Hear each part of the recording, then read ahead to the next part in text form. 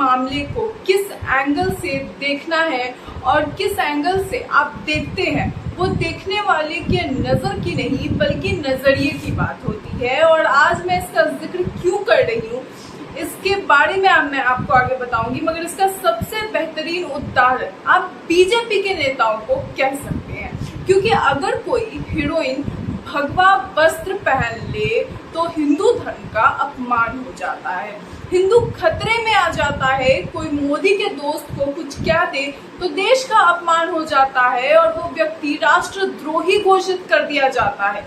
लेकिन अगर पूरा का पूरा मणिपुर जल रहा है, वहाँ महिलाओं के साथ हैवानियत की हर सीमा पार कर दी जाती है, तो कुछ भी नहीं, सब चुप शांत मौन। एक तरफ बेटी बचाओ बेटी पढ़ाओ, महिलाओं को देवी का स्वरूप, घर में लक्ष्मी माना जाता है, देश की इज्जत, और दूसरी तरफ से घटनाएं ऐसी सामने आती हैं जिस पर सभी मौन है। बस यही दोहरा चरित्र 9 सालों से बीजेपी ने देश को दिखाया है, जो देखकर अब लोगों को इसकी इतनी आदत पड़ चुकी है कि कोई भी बड़ी बात होती है तो कोई कुछ कहता ही नहीं है। और बीजेपी की इन्हीं हरकतों ने ये साबित करके ये लोगों को बताया है कि कोई कितना मौका परस्त हो सकता है, कुर्सी की चाह में कितना नीचे गिर सकता है और किस हद तक जा सकता है। नमस्कार दोस्तों, मैं सौम्या मिश्रा और आप देख रहे हैं लाइव टीवी इंडिया। आज संसद में एक बार फिर से हंगामा तेज हो गया, जब एक तरफ विपक्ष तो दूसरी तरफ सरकार के लोगों ने नारेबाजी शुरू कर दी। आज संसद में विपक्ष ने ब्लैक डे मनाया। पूरा विपक्ष मणिपुर पर मांग को लेकर काले कपड़े पहनकर संसद पहुंचा। सदन शुरू होते ही मोदी और इंडिया के नारे लगने शुरू हो गए। एक तरफ एनडीए ने मोदी मोदी के नारे लगाए तो विपक्ष ने इंडिया के नारे लगाने शुरू किए, जिसके मात्र 6 मिनट बाद सदन को स्थगित करना पड़ गया। और आज का दिन एक बार फिर बेकार हो गया दोस्तों। न सिर्फ लोकसभा बल्कि राज्यसभा की भी कार्यवाही आगे नहीं बढ़ सकी और लंच से पहले और लंच के बाद दोनों की ही बैठक स्थगित करनी पड़ी। मणिपुर पर चर्चा की मांग और उसमें पीएम की मौजूदगी को लेकर विपक्ष अपनी पूरी कोशिश कर रहा है, उसमें कोई कमी नहीं छोड़ रहा, मगर दूसरी तरफ बीजेपी अपने दूसरे कामों में व्यस्त है। मोदी जी दूसरे जगहों पे टूर करने में, घूमने में, अपनी दूसरी यात्राओं में व्यस्त हैं। एक तरफ विपक्ष लोगों के लिए न्याय मांग रहा है, मगर बीजेपी अभी भी 2024 के लिए अपना पीआर एडवर्टाइजमेंट मजबूत करने में लगी है। दोस्तों, हालांकि मेरे मन में एक सवाल कई बार आ रहा है और दोस्तों आपके भी मन में यकीनन आता होगा कि क्या जिस बेशर्मी के साथ आज पीएम हो या सरकार का कोई भी नेता एक बार भी उन्होंने मणिपुर की तरफ नहीं देखा, उस परिवार से मिलना जरूरी नहीं समझा, उनके साथ संवेदना व्यक्त नहीं की, जिनके ऊपर ये कहर बरसा, आखिर किस मुंह से वो वोट मांगने जाएंगे लोगों से? वहां क्या कहेंगे, कैसे कहेंगे और कह सकेंगे?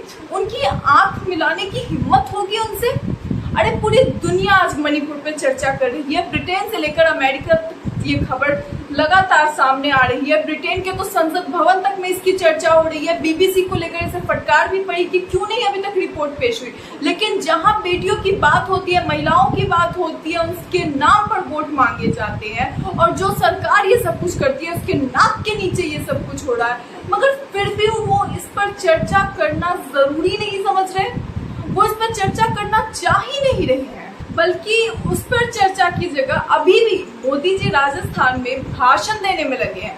दोस्तों, दैनिक भास्कर की ये खबर देखिए, जहां लिखा है कि मणिपुर हिंसा पर गुरुवार को भी संसद के दोनों सदनों में जमकर हंगामा हुआ।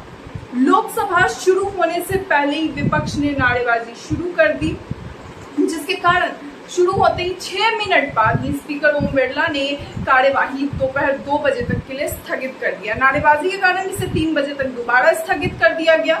उधर राज्यसभा में भी विपक्ष के सांसद तख्तियां लेकर पहुंचे और प्रधानमंत्री सदन में आओ, सदन में आके कुछ तो बोलो, प्रधानमंत्री चुप्पी तोड़ो जैसे नारे देखे गए। यह देख एनडीए के सांसद मोदी मोदी के नारे लगाने लगे तो विपक्ष ने इंडिया इंडिया के नारे लगाए। नारेबाजी के बीच पहले राज्यसभा 12 बजे तक और उसके बाद 2 बजे तक के लिए स्थगित कर दी गई। विपक्षी सांसद मणिपुर हिंसा के विरोध में काले कपड़े पहनकर पहुंचे। हालांकि सदस्यों ने लंच के बाद सदन में वॉकआउट कर लिया।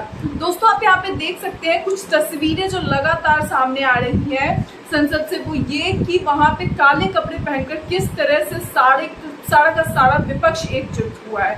सभी ने काले कपड़े पहन रखे हैं, वो कोई भी नेता क्यों ना हो, यहाँ तक कि खुद आप देख सकते हैं इन तस्वीरों में बड़े बड़े नेता भी काले कपड़े में नजर आ रहे हैं और महिलाओं से लेकर पुरुषों तक सभी ने ये काले कपड़े पहन रखे हैं। और इसे लेकर मल्लिकार्जुन खड़गे ने भी अपना एक बयान दिया है जहां उन्होंने कहा है कि पीएम मोदी के राजस्थान दौरे पर खड़गे ने कहा कि पीएम मोदी संसद में नहीं बल्कि राजस्थान में राजनीति भाषण दे रहे हैं।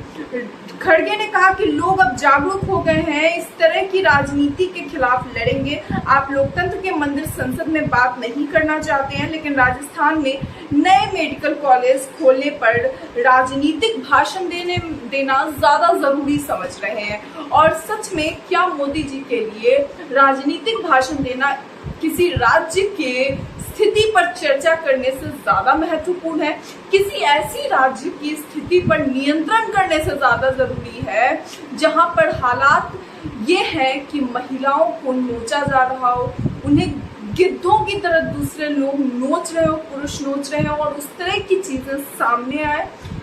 भेड़ियों के बीच में 2-3 महिलाओं के साथ इस तरह की घटना सामने आती है और प्रधानमंत्री अभी भी विपक्ष के गठबंधन पे निशाना साधने में लगे हैं। क्या सच में देश का प्रधान ऐसा होना चाहिए? ऐसी छवि कभी देश के प्रधान की किसी देशवासी ने नहीं देखी होगी और जो छवि प्रधानमंत्री ने देश की दिखाई है लोगों को, उसमें तो ये कभी था ही नहीं। तो फिर क्या सच में प्रधानमंत्री मोदी ऐसा भारत चाहते थे? ऐसा इंडिया बनाना चाहते थे क्या?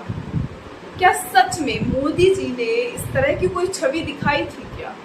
जिस तरह के हालात आज सामने हैं, ये एक बहुत ही गंभीर सवाल है, क्योंकि जब बात आती है लोग हिंदू राष्ट्र बनाने के जब हंगामे करने होते हैं तो भगवा झंडा उठा के खड़े होने वाले लोग आज देश की बेटियों की आवाज नहीं उठा रहे। ये वही बीजेपी है जो भगवा झंडा हिंदू राष्ट्र लाने के नाम पर कहती है कि हम हिंदू राष्ट्र बनाएंगे ताकि बेटियां सुरक्षित हो, हम हिंदू राष्ट्र बनाएंगे ताकि देश में हर बेटी को उसका अधिकार मिल सके, हम एक यूसीसी लेकर आएंगे ताकि सभी को उनका अधिकार मिले। जो है वो तो आप सही तरीके से मिलने दें उन्हें। इस तरह की चीजें अगर सामने आ रही है तो क्या कर लेंगे आप? जो है उसे तो आप व्यवस्थित कर नहीं पा रहे हैं। क्या ऐसे इस तरह से, इसीलिए मैंने दोस्तों कहा शुरू में ही कि बात नजर की नहीं नजरिए की होती है। और बीजेपी का नजरिया ये है कि अगर हमें वोट बैंक भरना है तो हम हिंदू राष्ट्र बनाने के नाम पे, महिलाओं को सुरक्षित करने के नाम पे, भगवा का अपमान होने के नाम पे और धर्म का अपमान होने के नाम पे, हिंदुओं के सुरक्षा को लेकर इस तरह के हंगामे करवाते हैं, हिंदू मुस्लिम फैलाते हैं और बस इन्हें वोट बैंक से लेना देना होता है। इन्हें दूसरी किसी चीज से लेना देना नहीं है। कोई बेटी बचाओ बेटी पढ़ाओ का नारा दे देने से कुछ उन्होंने नहीं कर दिया है। कोई बेटी नहीं बच रही, कोई नहीं पढ़ रही और ये पढ़ना तो बहुत दूर की बात है बचना। जो हालात है, देश का सिपाही जो ये आकर कहे कि मैंने देश की सुरक्षा की लेकिन मैं अपने परिवार, अपनी पत्नी की सुरक्षा नहीं कर पाया, इससे ज्यादा भयावह घटना कुछ नहीं हो सकती। और ये सुनने के बावजूद अगर पीएम मोदी अभी भी ये सब करने में लगे हैं तो आपको इनकी सच्चाई देखनी चाहिए। वो जो पर्दा गिर चुका है उसे देखना चाहिए कि अब सच क्या सामने है, क्योंकि इस तरह की चीज होना ये देश के लिए शर्म की बात है। और कई बार हर कोई ये बात कह रहा है कि इससे शर्मसार करने वाली घटना सामने नहीं आ सकती। दोस्तों आज जो भी हुआ संसद भवन में उसे लेकर आप क्या कहेंगे? और जिस तरह से हिंदू राष्ट्र देश को बचाने के नाम पर, हिंदू राष्ट्र बनाने के नाम पे, बेटियों को बचाने के नाम पे जो नारे लगाए जाते हैं और जो नजरिए की बात आज हमने, इस पर आपकी क्या राय है? अपनी राय कमेंट बॉक्स में जरूर बताएं। इस वीडियो में इतना ही, तब तक के लिए